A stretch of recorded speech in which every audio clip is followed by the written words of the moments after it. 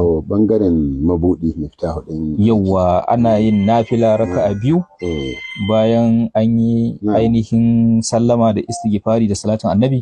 sallallahu alaihi wasallam sai a karanta istighfari 100 salatin annabi 100 la ilaha illallah 100 Fatiha kuma ana iya karanta Fatiha da alam nashra Fatiha da iza jaa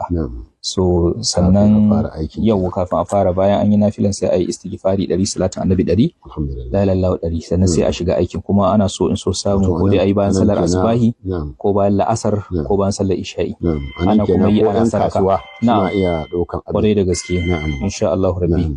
so aikin yana da matukan tasiri sosai yana da girma in ka dubi ismin ana kuma yi ana sadaka da ita rabbana din da shi ismin jami'u din ya jami'u ba ai ba abin da za a ce sai kuma la ilaha illallah fatahu jami'ur razzaq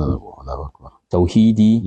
ga budi ga janyo arziki kuma duka gaba daya hada masha Allah alhamdulillah